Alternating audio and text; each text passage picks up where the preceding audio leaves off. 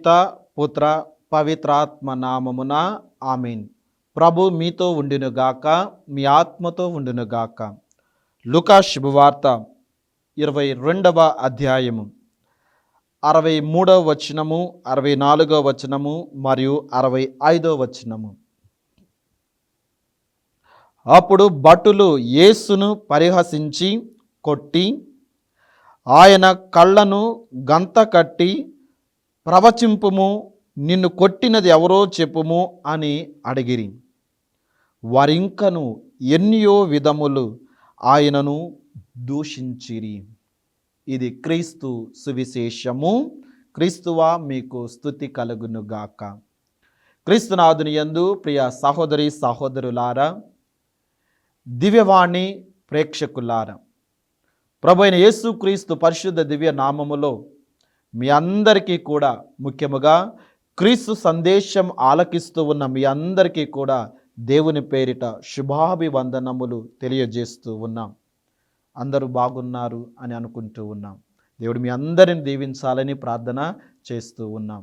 ప్రియ సహోదరి సహోదరులారా, ఈరోజు దేవుడు మనందరికీ కూడా ఇచ్చే గొప్ప దైవ సందేశము పాపము క్షమాపణ. పాపము క్షమాపణ. ఈ తపస్కాలములో మనం ఆచరించే ప్రతి తపోక్రియ కూడా మనల్ని మనం పవిత్రపరచుకోవటానికి దోహదపడుతూ ఉంది. ప్రియ విశ్వాసులారా, మనిషి జీవితంలో అనేక అలవాట్లు, అది మంచి అలవాట్లైనా చెడు అలవాట్లైనా ఉంటూ ఉంటాయి. ఏ అలవాటైనా సరే ప్రారంభములో చిన్నగానే సూక్ష్మగానే ప్రారంభమవుతుంది. ముఖ్యంగా చెడు వ్యసనాలు కూడా, చెడు ఆలోచనలు కూడా, చివరికి పాపము కూడా ప్రియ విశ్వాసులారా ప్రారంభములో చిన్నగానే ప్రారంభమవుతూ ఉంది.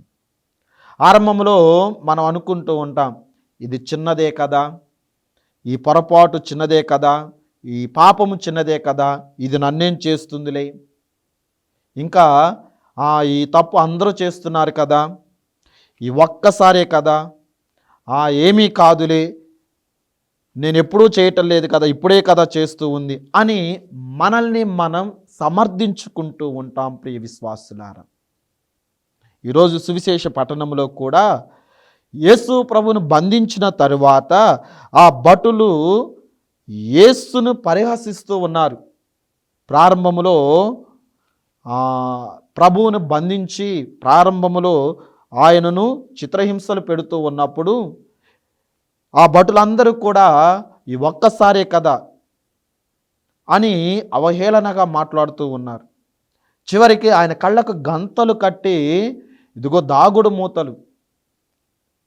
మూతలు ఆటలాగా ఆ ప్రభు కళ్ళకు గంతలు కట్టి, ఇప్పుడు ప్రవచించు, ఇప్పుడు చెప్పు, ఎవరో నిన్ను కొట్టి, నువ్వు దైవ కుమారుడివి కదా అని పరిహసిస్తూ ఉన్నారు. ప్రియ సహోదరి సహోదరులారా, మనం కూడా కొన్నిసార్లు పాపానికి, చెడు వ్యసనాలకి అలవాటైపోయి బానిసగా మారిన తరువాత మన జీవితము పతనమైపోతూ ఉంది. మన యొక్క జీవితం అతలాకుతలమైపోతూ ఉంది. కారణం ఆ పాపానికి బానిసగా అయిపోతూ ఉంది. ఆ భటులు కూడా ఆ విధముగానే బానిసలైపోయారు. ప్రియ విశ్వాసులారా, చివరికి వాళ్ళు ఏం చేస్తున్నారు వారికి తెలియనటువంటి అయోమయ స్థితిలో ఉంటూ ఉన్నారు. మనం కూడా ప్రియ విశ్వాసులారా అనేక విధాలుగా ప్రభువుకి వ్యతిరేకంగా ప్రవర్తిస్తూ ఉన్నాం. ఆ భటులు ఏం చేస్తూ ఉన్నారు, ఆ సైనికులు ఏం చేస్తూ ఉన్నారు, వాక్యం ఏమంటూ ఉన్నది, వారింకను ఎన్నో విధములుగా ఆయనను దూషిస్తూ ఉన్నారు. ఎన్నో విధాలుగా. ప్రియ విశ్వాసులారా, నీవు నేను కూడా ఎన్నో విధాలుగా ప్రభువుకు దూరం అయిపోతూ ఉన్నాం. ఎన్నో విధాలుగా పాపాలు చేస్తూ ప్రభు దీవెనలకు దూరం అయిపోతూ ఉన్నాం. అందుకే ప్రియ విశ్వాసులారా, పాము విషము కంటే కూడా ప్రమాదకరమైనదని చెబుతూ ఉంటారు. మరి అటువంటి పాపాన్ని మనం వదిలివేయాలి. పాపం అనగా ఏమిటి అని మనం ప్రశ్నించుకోవచ్చు. ఏంటి పాపం అంటే అని మనం ప్రశ్నించుకుంటే ప్రియ విశ్వాసులారా, పాపం అనగా దేవునికి, దేవుని వాక్కుకు, దేవుని ఆజ్ఞలకు వ్యతిరేకముగా చేసే పొరపాట్లే, క్రియలే పాపము. బుద్ధి వివరణ తెలిసి దేవుని ప్రేమ ఆజ్ఞలను మీరటమే పాపము అని మనం చదువుతూ ఉన్నాం. ప్రియ విశ్వాసులారా, 1 యోహాను 3:4 పాపము చేయు వ్యక్తి దేవుని చట్టమును అతిక్రమించి దోషి అగును, ఏలైనా చట్ట ఉల్లంఘనమే పాపము అని వాక్యము క్లుప్తముగా వివరిస్తూ ఉంది. చాలా చాలా వివరముగా మనకు వాక్యాన్ని బోధించబడుతూ ఉంది. ప్రియ విశ్వాసులారా, మన పాపముల వలన మనకు మాత్రమే కాదు బాధ, మనకు మాత్రమే కాదు చిన్నతనం, తల ఎత్తుకోని విధముగా మనము పాపము చేస్తూ ఉంటాం. మరి మనం చేసినటువంటి పాపాలకు దేవుడు కూడా బాధపడుతూ ఉన్నాడు. మనం చేసినటువంటి తప్పిదములకు ప్రభు బాధలు అనుభవిస్తూ ఉన్నాడు, శిక్షను అనుభవిస్తూ ఉన్నాడు. ప్రియ విశ్వాసులారా, అందుకే యెషయా గ్రంథము 43:24 నీ పాపములతో నీవు నన్ను బాధించితివి, నీ దోషములతో నన్ను విసిగించితివి అని వాక్యం అంటూ ఉన్నది. చూడండి ప్రియ సహోదరి సహోదరులు, నీవు తప్పుదేమో చేస్తే నీకు సంతోషం కలుగుతుంది. కారణం, ఆ తప్పు వల్ల నీకు ఆనందం కలగవచ్చు, ఆ పొరపాటు వల్ల నీకు తాత్కాలికమైనటువంటి ఆనందము కలగవచ్చు. కానీ నువ్వు చేసినటువంటి పొరపాటుల వలన ఇతరులు బాధపడుతూ ఉన్నారు, ముఖ్యంగా దేవుడు బాధపడుతూ ఉన్నాడు అని యెషయా ప్రవక్త ద్వారా తెలియజేస్తూ ఉన్నాడు. చదవండి మళ్ళీ వాక్యము, యెషయా గ్రంథము 43:24 నీ పాపములతో నీవు నన్ను బాధించితివి, నీ దోషములతో నన్ను విసిగించితివి అని వాక్యము పలుకుతూ ఉంది. ప్రియ సహోదరి సహోదరులారా, ప్రియులారా, ఆయన మన కోసము మనం అనుభవించాల్సినటువంటి శ్రమలు అన్నీ కూడా అనుభవించాడు. మనం చిందించాల్సినటువంటి రక్తమును క్రీస్తు ప్రభు చిందిస్తూ ఉన్నాడు. మనం పొందాల్సినటువంటి కొరడా దెబ్బలను ప్రభు భరిస్తూ ఉన్నాడు. మనం పడాల్సినటువంటి గాయాలను ప్రభు పడుతూ ఉన్నాడు. మనం ప్రాణం బలిగా ఇవ్వాల్సినటువంటి మనము ప్రభు మనను రక్షించి ఆయన తన ప్రాణమును బలిగా మన కొరకు అర్పిస్తూ ఉన్నాడు. ప్రియ సహోదరి సహోదరుడు, కారణం మన పాపాల కొరకు. ఇంకా మనం పాపములతో ప్రభువును బాధ పెడదాం. ఆయన అంతగా బాధపడుతూ ఉంటే ఇంకా మన పాపాలతో ప్రభువును బాధ పెడతామా? ప్రియ విశ్వాసులారా, మనం గమనించినట్లయితే క్రీస్తు ప్రభు ఆయన శ్రమలు అనుభవించిన ముళ్ళ కిరీటము బాధ కంటే, ఆ కొరడా దెబ్బల బాధ కంటే, ఆ యొక్క చేతులలో మేకులు కొట్టినటువంటి ఆ సిలువ బాధ కంటే, ఆ సైనికుడు బల్లెముతో పొడిచిన ఆ బాధ కంటే కూడా నువ్వు నేను పాపం చేస్తూ ఉంటే మరింకా ఎక్కువ బాధ కలుగుతూ ఉంది. ప్రియ విశ్వాసులారా, ఆ బాధలకు మనం ఉపశమనం కలిగించాలి, ఆ బాధలను మనం తగ్గించాలి అంటే నీవు నేను కూడా పాపమును వదిలివేయాలి, పాపమునకు దూరముగా ఉండాలి, పాపమునకు దరికి రానివ్వకుండా చేయగలగాలి. ప్రియ సహోదరి సహోదరులారా, మరి ఒక విశ్వాసి పాపములో పడిపోవటానికి అనేకమైనటువంటి కారణాలు ఉంటూ ఉంటాయి. ముఖ్యముగా ప్రియ విశ్వాసులారా, కోరికలు మనిషి కోరికల పుట్ట. బావిలో నీళ్లు ఊరినట్లే మనిషి నుండి అనుక్షణము కూడా ఈ యొక్క కోరికలు పుడుతూనే ఉంటాయి. పరిశుద్ధ గ్రంథాన్ని మనం గమనించినట్లయితే అవ్వ పండును చూచింది, కోరిక కలిగింది, సైతానుతో మాట కలిపింది, తన కళ్ళతో చూచి ఆకర్షితురాలైంది. సైతానుతో మాట కలిపి ఏమీ కాదులే అనుకుంది, తిందాములే అనుకుంది, దేవునితో సమానముగా ఉందాములే అనుకుంది.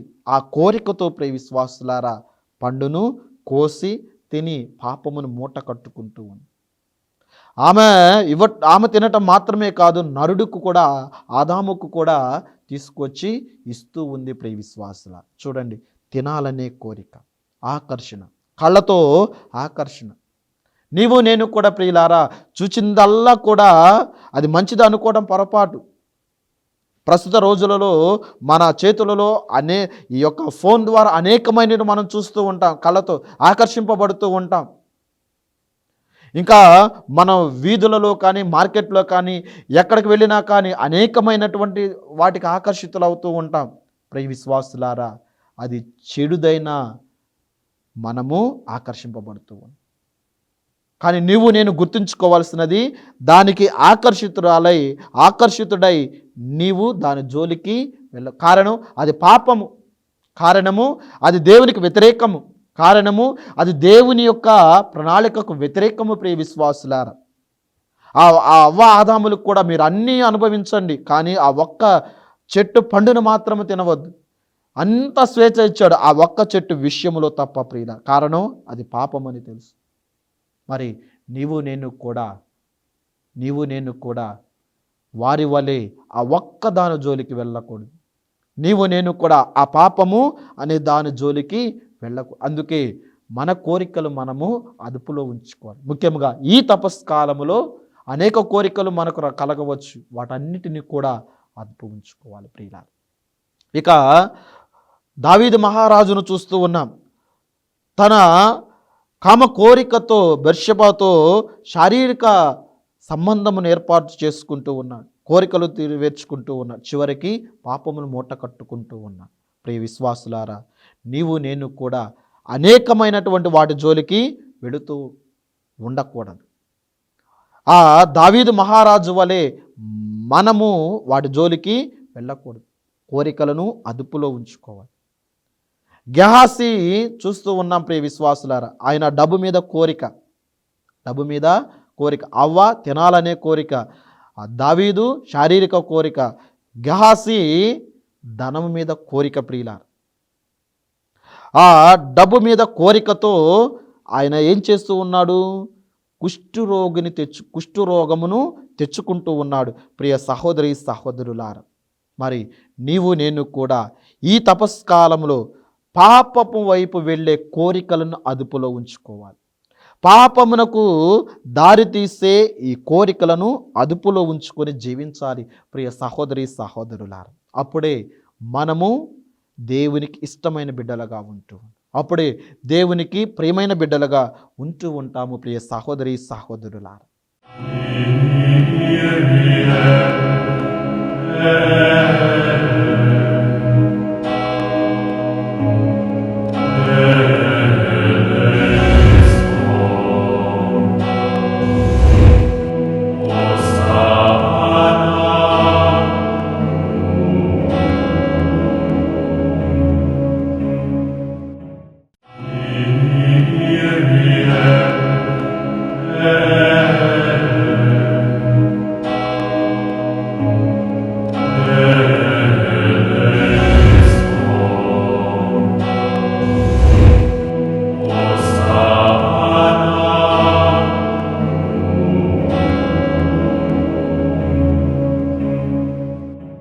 ఇక రెండవది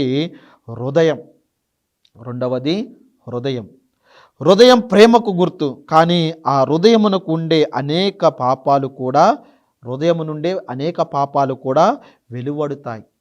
ఇర్మియా గ్రంథము 17వ అధ్యాయము 9వ వచనములో హృదయమునకు ఉన్నంత కపటము దేనికి లేదు, దాని రోగము కుదర్చలేము అని వాక్యములు మనం చదువుతూ ఉన్నాం ప్రియ విశ్వాసులారా. హృదయం నుండి 13 పాపములు వస్తాయంట. మన మార్కు శుభవార్త 7వ అధ్యాయము 21వ వచనము 22వ వచనములో హృదయం నుండి 13, మనకు సమయం ఉన్నప్పుడు పరిశుద్ధ గ్రంథాన్ని తెరచి మార్కు శుభవార్త 7:21 వచనము నుండి 22వ వచనము చదివినట్లయితే, ధ్యానించినట్లయితే ఈ 13 పాపాలు కూడా హృదయం నుండి వస్తాయని మనం చదువుతూ ఉన్నాం. అందుకే మన హృదయాన్ని దేవునికి అర్పించాలి. ఆయన హృదయం నుండి కారినటువంటి ఆ రక్తము నీరు ద్వారా మనము జ్ఞానస్థానం పొందుతూ ఉన్నాం. మన హృదయాలు పవిత్రముగా ఉండాలి. ఈ యొక్క తపస్కాలములో ముఖ్యముగా మన హృదయాన్ని మలినపడినటువంటి రాతి కలిగినటువంటి హృదయాన్ని మాంసపు హృదయముగా మార్చుకోవాలి ప్రియ సహోదరులారా. ఆ హృదయం నుండి వెలువడే ఈ 13 పాపాలకి నువ్వు నేను దూరముగా ఉండాలి. మూడవది ప్రియ విశ్వాసులారా, సైతాను. విశ్వాసి యొక్క ప్రధాన శత్రువు సైతానే. పాపము చేయమని అనేక సార్లు ప్రోత్సహిస్తూ ఉంటుంది ఈ సైతాను. సైతాను ప్రతి విశ్వాసిని కూడా అనేక సార్లు పాపమునకు చేయమని ప్రోత్సహిస్తూ ఉంటుంది ప్రియులారా. మరి ఆ సైతాను క్రియలకు మనము దూరముగా ఉండాలి. అందుకే 1 పేతురు 5వ అధ్యాయం 8వ వచనములో, మీ శత్రువుకు సాతాను గర్జించు సింహము వలె తిరుగుచు ఎవరినేని కంబళించుచు చూచుచున్నది అని వాక్యము సెలవిస్తూ ఉన్నది. మీ శత్రువుకు సైతాను గర్జించు సింహం వలె తిరుగుతుందంట ప్రియులారా. నీవు పట్టుదలతో నిక్కచ్చిగా లేకపోతే ఆ సైతాను వేసే ఉచ్చులో నీవు విరుక్కుంటూ ఉంటావు ప్రియులారా. మరి ఈ విధముగా మనము పాపము జోలికి వెళ్ళకూడదు. పాపము నుండి దూరముగా వెళ్ళిపోవాలి. పాపము నుండి పారిపోవాలి ప్రియ విశ్వాసులారా. మనం పాపము నుండి ఎప్పుడైతే పారిపోయి పరిశుద్ధముగా జీవిస్తామో అప్పుడే దేవుడు మనల్ని దీవిస్తాడు.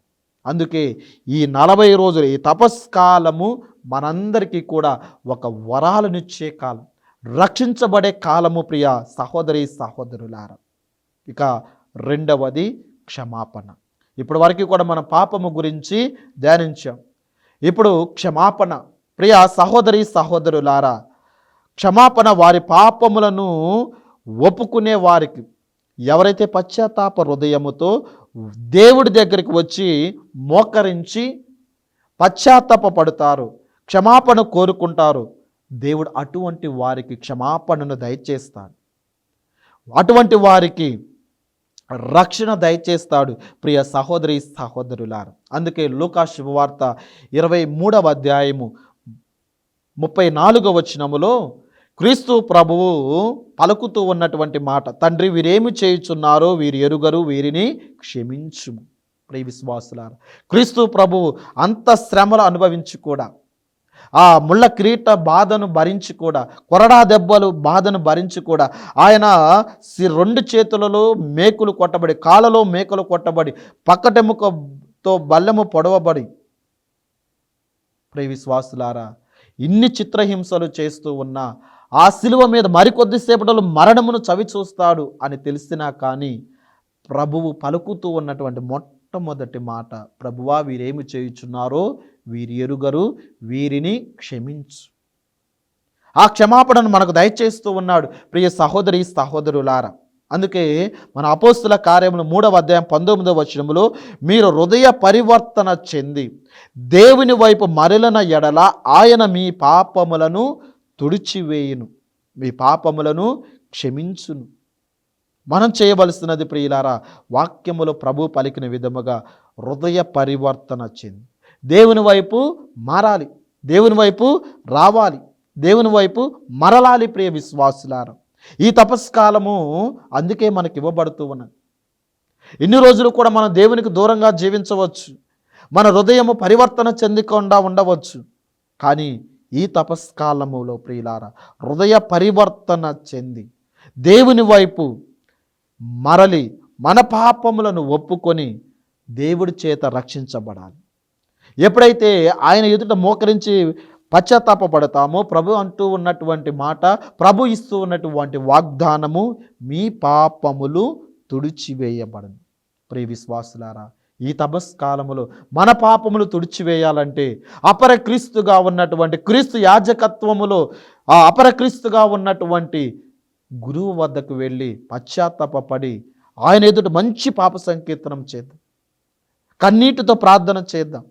ఆ అపరక్రీస్తుగా ఉన్నటువంటి క్రీస్తు స్థానములో ఉన్నటువంటి ఆ గురువు దగ్గరికి వెళ్ళి, అయ్యా ఇదిగో నేను తప్పిదములు చేశాను అని పశ్చాత్తాపడి మంచి ఉన్నతమైనటువంటి పాప సంకీర్తనము చేయటానికి ప్రయత్నం చేయాలి ప్రియ సహోదరి సహోదరులారా. అందుకే ఈ తపస్కాలము మనందరికీ కూడా ఇవ్వబడుతూ ఉంది. అందుకే ఈ తపస్కాలములో మన దీవెనలను పొందుకోవాలంటే మంచి పాప సంకీర్తనం చేయాలి. కారణం వాక్యములో చెప్పిన విధముగా హృదయ పరివర్తన చెంది దేవుని వైపు మరలా.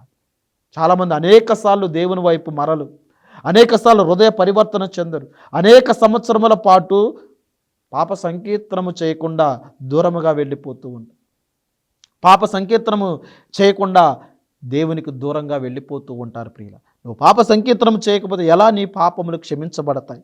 ఎలా ప్రభు వైపు నువ్వు మరలకపోతే, ఆయన వైపు మరలకుండా పాపములు ఒప్పుకోకుండా నీవు జీవిస్తే నీ పాపములు ఎలా తొలగించబడతాయి, తుడిచివేయబడతాయి? ప్రియ విశ్వాసం, మంచి పాప సంకీర్తనము చేసి నీ పాపములను ఒప్పుకొని మరలా నీవు పరిశుద్ధతను పొందుకోవాలి. ఈ తపస్కాలము మరలా నీవు మంచి బిడ్డగా మారాలి. ప్రియ విశ్వాసులారా, ఇంకా పరిశుద్ధ గ్రంథములో మనం చూస్తూ ఉన్నాం, అనేక మందిని క్షమిస్తూ ఉన్నారు. ఏసావు యాకోబును క్షమిస్తూ ఉన్నాడు. తన జ్యేష్ఠత్వము కోల్పోయినా కానీ యాకోబును క్షమిస్తూ ఉన్నాడు. యేసోబు తన అన్నలను క్షమిస్తూ ఉన్నాడు. చివరికి యోసేపును అన్నలందరూ కలిసి గోతిలో పడవేశారు, వేరే దేశస్తులకు అమ్మివేశారు. అయినా కానీ యోసేపు వాళ్ళని క్షమిస్తూ ఉన్నాడు. దావీదు మహారాజు సౌలు మహారాజును క్షమిస్తూ ఉన్నాడు.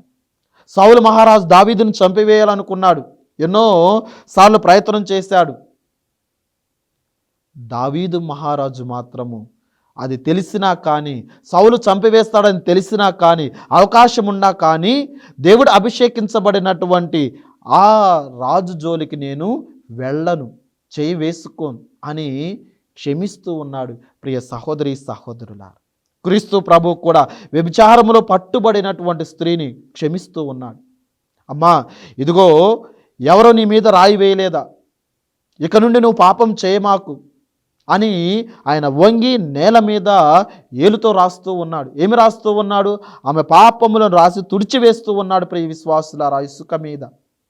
మరి ఆమె పశ్చాత్తాపముతో కన్నీటితో ఆయన వద్దకు వచ్చి పశ్చాత్తాపడుతూ, అమ్మా ఇక నుండి పాపము చేయమాకు అని ప్రభు ఆమెను క్షమించి పంపివేస్తూ ఉన్నాడు, దీవిస్తూ ఉన్నాడు. ప్రియ సహోదరి సహోదరులారు, పేతురు గారు కూడా 3 సార్లు ప్రభు ఎవరో నాకు తెలియదు అని బొంకుతూ ఉన్నాడు.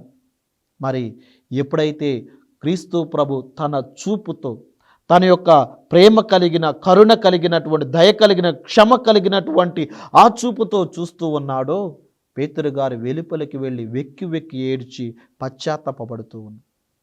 ప్రియ విశ్వాసులారా, ఈ తపస్కాలములో నీవు నేను కూడా మన యొక్క పాపములను ఒప్పుకుంటూ, మన యొక్క పాపము నుండి దూరంగా వెళ్ళిపోయి, చేస్తున్నటువంటి పాపముల జోలికి మరలా వెళ్లకుండా ప్రభు వద్దకు వచ్చి క్షమాపణ అడిగి పశ్చాత్తాప హృదయముతో ప్రభు దీవెనలను మనం పొందుకోవాలి. ప్రభు ఇచ్చినటువంటి వాగ్దానాలు నెరవేర్చాలి. కాబట్టి ఈ తపస్కాలం మనందరికీ కూడా ఒక దీవెనకరముగా ఉండాలని, ఈ తపస్కాలములో మనం మంచి పాప సంకీర్తనం చేయాలని, దేవుడు మనలను, మన కుటుంబాలను దీవించాలని, ఈ యొక్క వాక్యాన్ని వింటూ ఉన్నటువంటి మనందరినీ, మీ అందరినీ కూడా ప్రభు ఆశీర్వదించాలని ప్రత్యేకంగా ప్రార్థన చేస్తూ ఉన్నాం. దేవుడు మీ అందరిని దీవించునుగాక. పిత, పుత్ర, పవిత్రాత్మ దేవుడు మనలను ఆశీర్వదించునుగాక. ఆమేన్.